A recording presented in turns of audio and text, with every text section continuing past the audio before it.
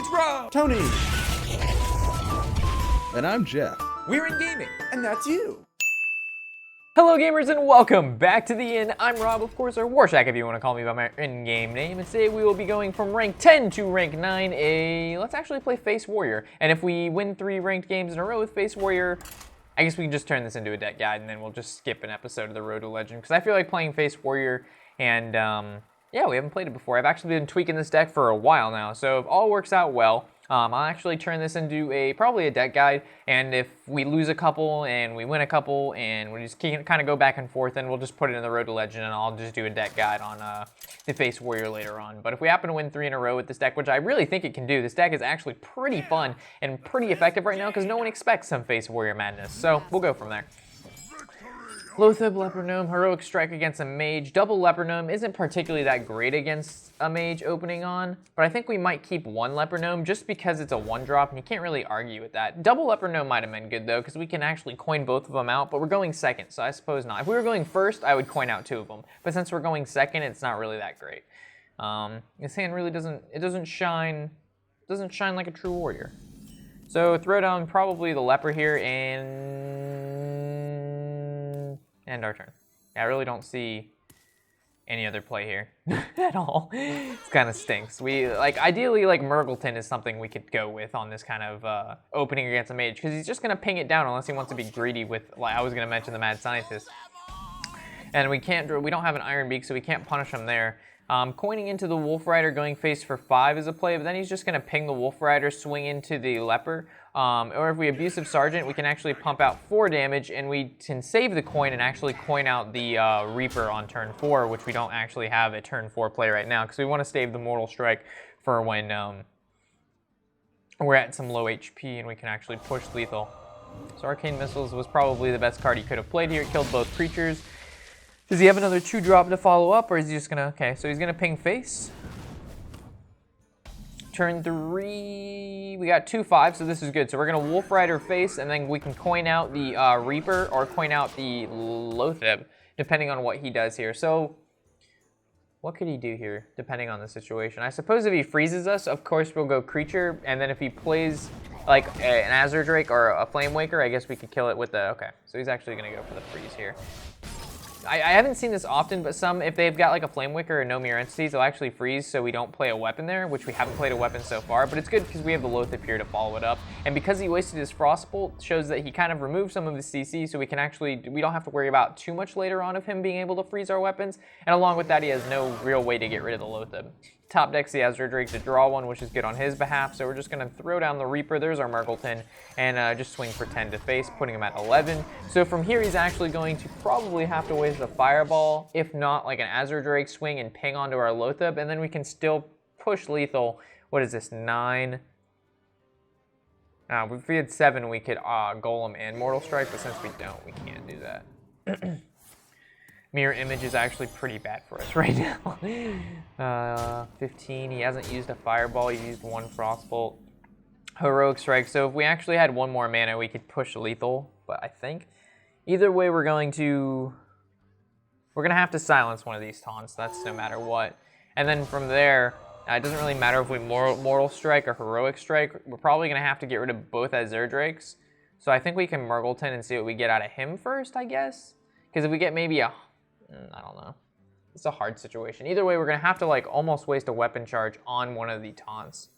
But if we can get, yeah, let's see what we get first.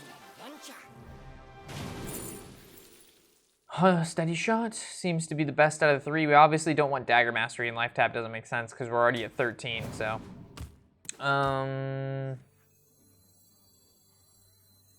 Golem is going to have to swing into an Azure Drake because we're scared of him being able to Fireball. Like, if we leave an Azure Drake up, he can literally Fireball us, attack directly, and win. So it feels bad to waste a weapon charge here, but we have to be able to get Loatheb to get through to attack an Azure Drake and kill off the other one with a Golem. Yeah, there's no other way around it. Because now he can just, yeah, because if we would have left one up, he could Fireball, ping, swing, and that would have been game. And he hasn't used a Fireball yet. He's used 1 Frostbolt, but still, we don't want to leave that up for him. So he's probably just going to ping off the Loatheb. Okay, Arcane Missiles. We'll see what happens here. That's actually really good for us. That sucked for him. Oh, man. So he still has a ping, though, and he still has Mad Scientist to summon a secret. Flame Strike does the trick as well. Wow, okay. So how much damage do we have? He has 11. Is that lethal next turn with Heroic Strike, Mortal Coil? Yeah, it is. So 2, and then 6, and then... Wait. That's only 10. And he's at 11. Fuck. So we're going to have to Horse Rider ping. Yeah, because I need to develop the board so if he attacks into it, he might be more prone to attacking the creature. I don't know. It just seems like wasting Mortal Strike to, like, I don't know. I think just going face right here makes sense. Okay. So we're saving the Mortal Strike. Wow, we were 1 off lethal. That wasn't good. And we need to save Mortal Strike in case he plays more taunts, because the Mortal Strike, or no, we need to use the Horse Rider because we need to save the Mortal Strike to go around taunts. If he plays those taunts. I guess Sledge Belcher. Not that he will play them, but I've seen a lot of tempo mages tech that in. So a secret's down, so if it's Counterspell or Ice Block, I suppose we lose. But since he's playing tempo mage, I'm going to assume it's going to be Mirror Entity and or Counterspell. But it doesn't really matter if it's Counterspell at this point because we just drew a Bash. We'll Bash face, and if it gets Counterspelled, which it didn't. Okay. If it got Counterspelled, then we just Mortal Strike.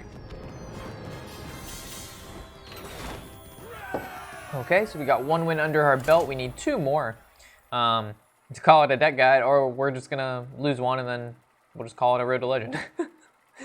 We'll see what happens.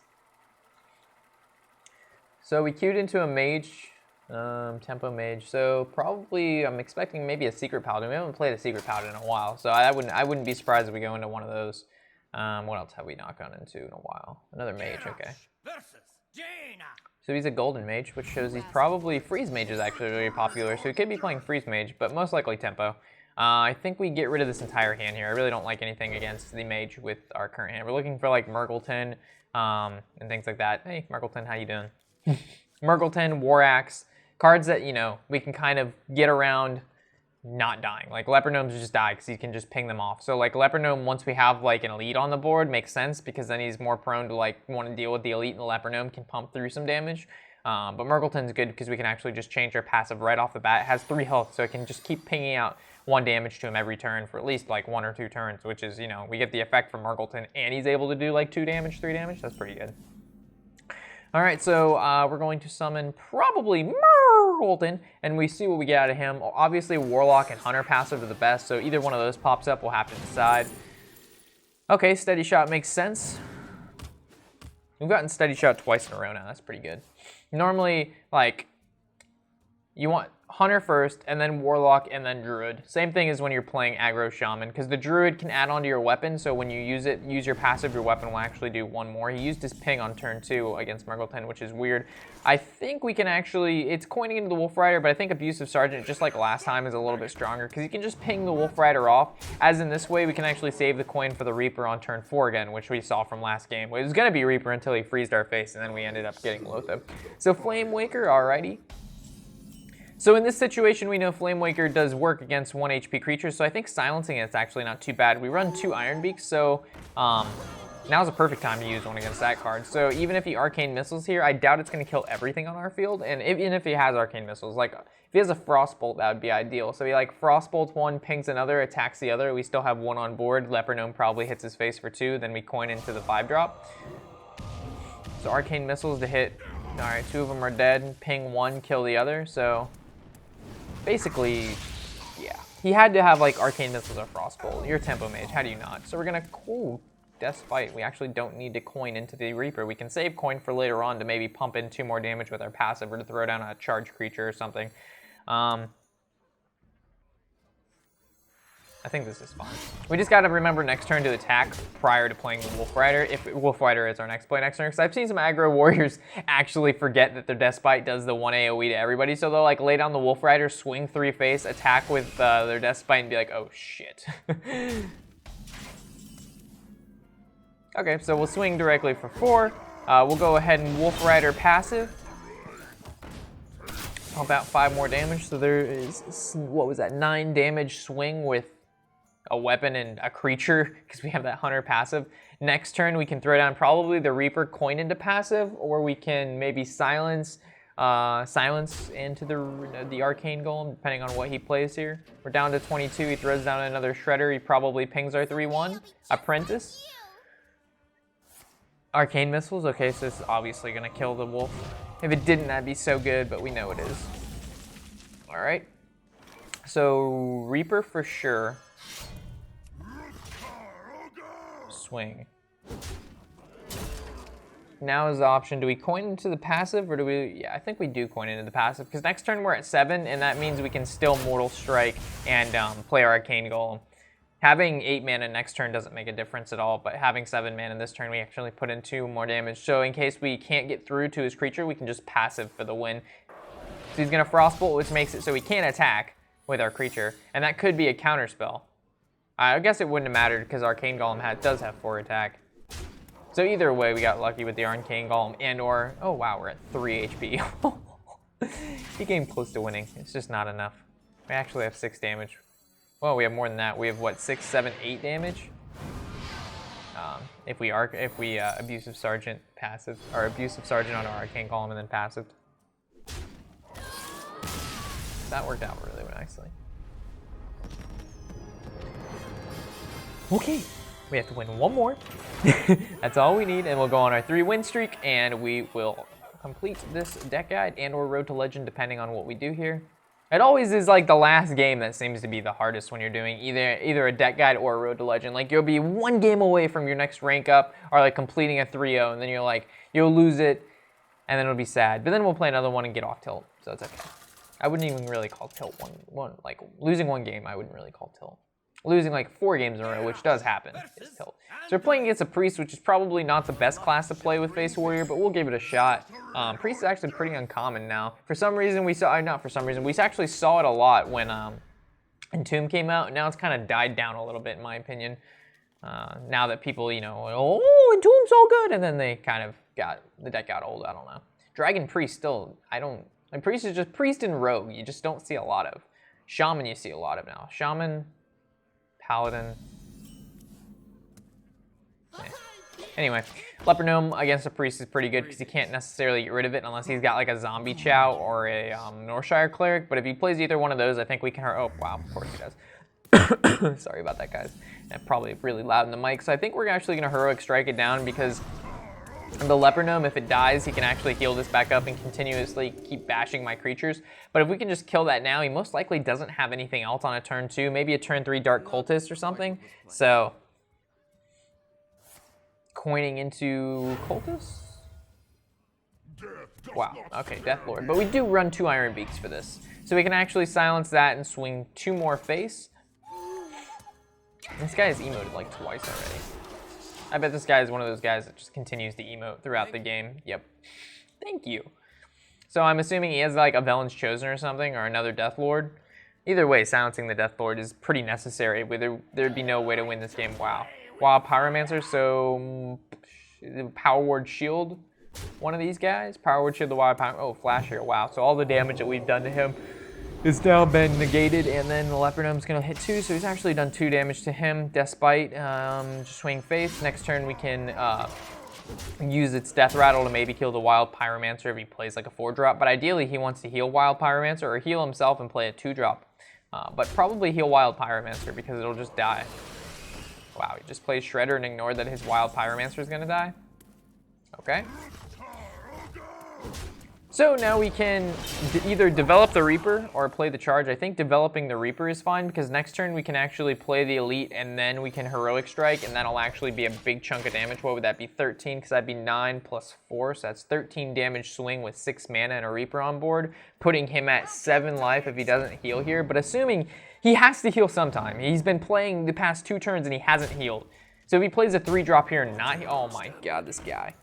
How are you going to emote like this and then totally ignore the fact that my deck does burst and yours doesn't? So we're going to Elite, Heroic Strike, make the 13 damage swing, and then we have a Mortal Strike, and we also have another charge, which is right now it's potentially 9 damage, which is still lethal if he heals. And if he takes me down to below 12 health, below 12 health, which he'll probably do, the Heroic Strike actually becomes 6 damage, so it's a fireball basically, and it'll actually do 11 in case he like uses like a Light of the Naru instead of healing.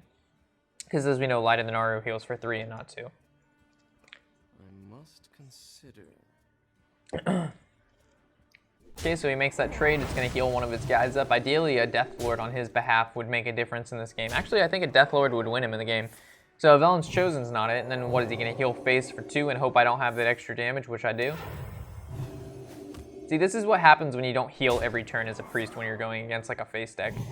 You just got to like maintain the creatures you have on the board and heal yourself. So I think we're just going to, yeah, we're going to play Murgleton just for fun here, just to see what we're going to get. Ooh, Warlock. Warlock seems pretty good. We could Druid, but I think Warlock's cooler. And we're gonna swing. I was gonna emote sorry, but then I decided not to. No reason to BM.